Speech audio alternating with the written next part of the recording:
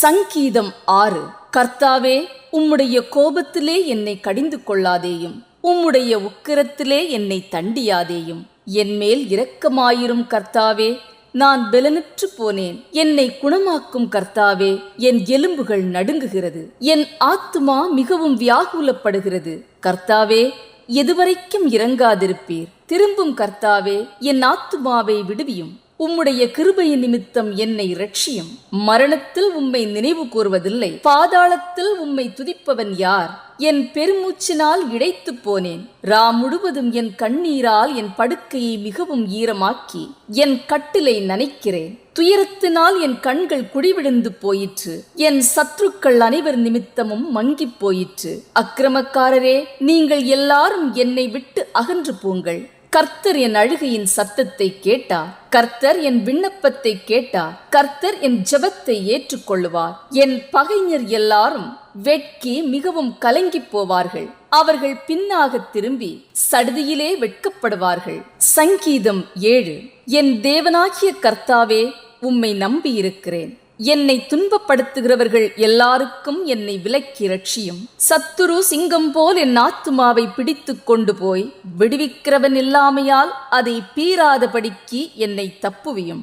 என் தேவனாகிய கர்த்தாவே, நான் இதை செய்ததும் என் கைகளில் நியாயக்கேடிருக்கிறதும் என்னோடே சமாதானமாயிருந்தவனுக்கு நான் தீமை செய்ததும் காரணமில்லாமல் எனக்கு சத்ருவானவனை நான் கொள்ளையிட்டதும் உண்டானால், பகைஞன் என் ஆத்துமாவை தொடர்ந்து பிடித்து என் பிராணனை தரையிலே தள்ளி மிதித்து என் மகிமையை தூடிலே தாழ்த்த கடவன். கர்த்தாவே, நீர் உம்முடைய கோபத்தில் எழுந்திருந்து என் சத்துருக்களுடைய மூர்க்கங்களை நிமித்தம் உம்மை உயர்த்தி எனக்காக விழித்துக் கொள்ளும் நியாய தீர்ப்பை நியமித்திருக்கிறீரே. ஜனக்கூட்டம் உம்மை சூழ்ந்து கொள்ளும், அவர்களுக்காக திரும்பவும் உன்னதத்திற்கு எழுந்தருளும். கர்த்தர் ஜனங்களுக்கு நியாயம் செய்வார். கர்த்தாவே, என் நீதியின்படியும் என்னில் உள்ள உண்மையின்படியும் எனக்கு நியாயம் செய்யும். துன்மார்க்கனுடைய பொல்லாங்கை ஒழிய பண்ணும். நீதிமானை ஸ்திரப்படுத்துவீராக. நீதி உள்ளவராயிருக்கிற தேவரீர் இருதயங்களையும் உள்ளிந்திரியங்களையும் சோதித்தருகிறவர். செம்மையான இருதயம் உள்ளவர்களை ரட்சிக்கிற தேவனிடத்தில் என் கேடகம் இருக்கிறது. தேவன் நீதியுள்ள நியாயாதிபதி. அவர் நாள்தோறும் பாவியின் மேல் சினம் கொள்ளுகிற தேவன். அவன் மனம் திரும்பாவிட்டால் அவர் தம்முடைய பட்டயத்தை கருக்காக்குவார். அவர் தம்முடைய வில்லை நாணேற்றி அதை ஆயத்தப்படுத்தி இருக்கிறார். அவனுக்கு மரணாயுதங்களை ஆயத்தம் பண்ணினார். தம்முடைய அம்புகளை அக்கினி அம்புகளாக்கினார். இதோ, அவன் அக்கிரமத்தை பெற கற்ப வேதனைப்படுகிறான். தீவினையை கற்பம் தரித்து பொய்யை பெறுகிறான். குழியை வெட்டி அதை ஆழமாக்கினான். தான் வெட்டின குழியில் தானே விழுந்தான். அவன் தீவினை அவன் சிரசின் மேல் திரும்பும். அவன் கொடுமை அவன் உச்சந்தலையின் மேல் இறங்கும். நான் கர்த்தரை அவருடைய நீதியின்படி துதித்து உன்னதமான கர்த்தருடைய நாமத்தை கீர்த்தனம் பண்ணுவேன். சங்கீதம் 8. எங்கள் ஆண்டவராகிய கர்த்தாவே, உம்முடைய நாமம் பூமியெங்கும் எவ்வளவு மேன்மையுள்ளதாயிருக்கிறது.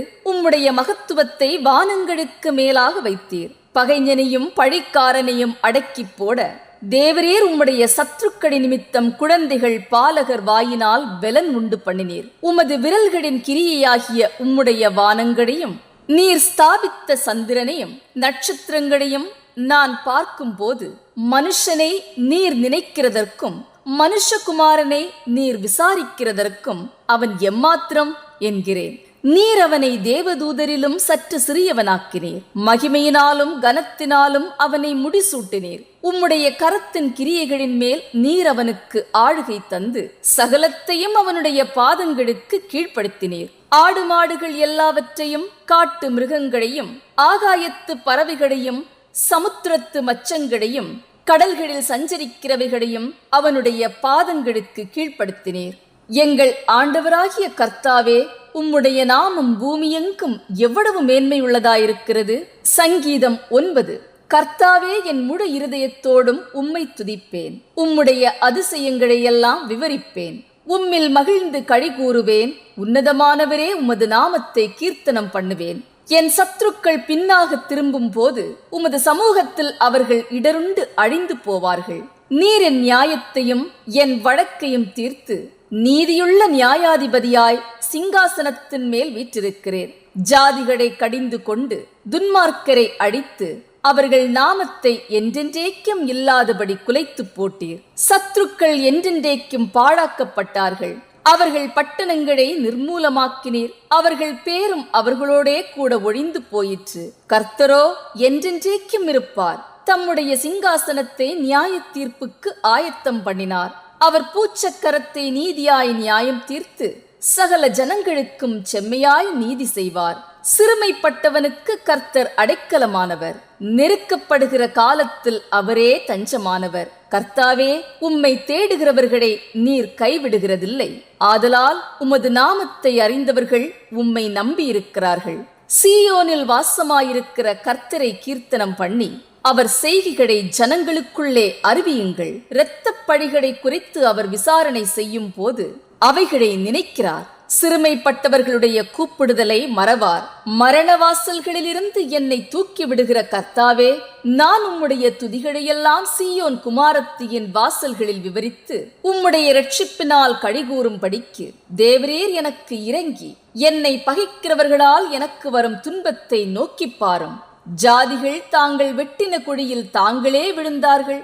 அவர்கள் மறைவாய் வைத்த வலையில் அவர்களுடைய காலே அகப்பட்டு கொண்டது. கர்த்தர் தாம் செய்த நியாயத்தினால் அறியப்படுகிறார். துன்மார்க்கன் தன் கைகளின் செய்கையிலே சிக்கிக் கொண்டான். துன்மார்க்கரும் தேவனை மறக்கிற எல்லா ஜாதிகளும் நரகத்திலே தள்ளப்படுவார்கள். எளியவன் என்றென்றைக்கும் மறக்கப்படுவதில்லை. சிறுமைப்பட்டவர்களுடைய நம்பிக்கை ஒருபோதும் கெட்டுப் போவதில்லை. எழுந்தருளும் கர்த்தாவே, மனுஷன் பெலன் கொள்ளாதபடி செய்யும். ஜாதிகள் உம்முடைய சமூகத்தில் நியாயம் தீர்க்கப்பட கடவார்கள். ஜாதிகள் தங்களை மனுஷரென்று அறியும்படிக்கு அவர்களுக்கு பயமுண்டாக்கும் கர்த்தாவே. சங்கீதம் 10. கர்த்தாவே, ஏன் தூரத்தில் நிற்கிறேன்? ஆபத்து நேரிடுகிற சமயங்களில் நீர் ஏன் மறைந்திருக்கிறேன்? துன்மார்க்கன் தன் பெருமையினால் சிறுமைப்பட்டவனே கடூரமாய் துன்பப்படுத்துகிறான். அவர்கள் நினைத்த சதிமோசங்களில் அவர்களே அகப்படுவார்கள். துன்மார்க்கன் தன் உள்ளம் இச்சித்ததை பெற்றதினால் பெருமை பாராட்டி பொருளை அபகரித்து தன்னைத்தான் போற்றி கர்த்தரை அசட்டை பண்ணுகிறான். துன்மார்க்கன் தன் கர்வத்தினால் தேவனை தேடான். அவன் நினைவுகளெல்லாம் தேவன் இல்லை என்பதே. அவன் வழிகள் எப்போதும் கேடுள்ளவைகள். உம்முடைய நியாய தீர்ப்புகள் அவன் பார்வைக்கு எட்டாமல் மிகவும் உயரமாயிருக்கிறது. தன் எதிராளிகள் எல்லார் மேலும் சீறுகிறான். நான் அசைக்கப்படுவதில்லை, தலைமுறை தலைமுறை தோறும் தீங்கு என்னை அணுகுவதில்லை என்று தன் இருதயத்தில் சொல்லிக் கொள்ளுகிறான்.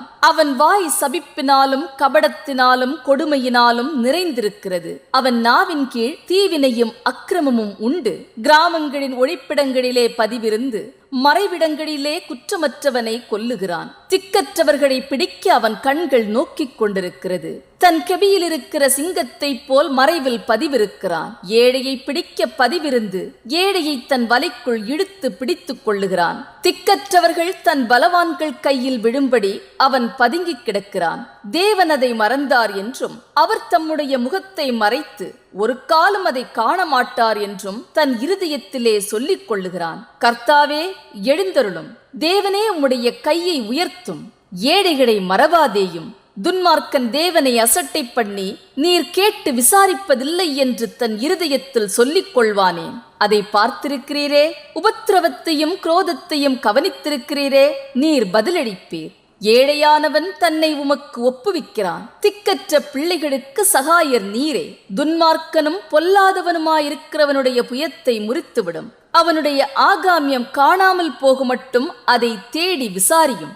கர்த்தர் சதா காலங்களுக்கும் ராஜாவாயிருக்கிறார். புறஜாதியார் அவருடைய தேசத்திலிருந்து அழிந்து போவார்கள். கர்த்தாவே, சிறுமைப்பட்டவர்களுடைய வேண்டுதலை கேட்டிருக்கிறீர். அவர்கள் இருதயத்தை ஸ்திரப்படுத்துவீர். மண்ணான மனுஷன் இனி பலவந்தம் செய்ய தொடராதபடிக்கு தேவரீர் திக்கற்ற பிள்ளைகளுக்கும் ஒடுக்கப்பட்டவர்களுக்கும் நீதி செய்ய உம்முடைய செவிகளை சாய்த்து கேட்டருளுவீர். ஆமென்.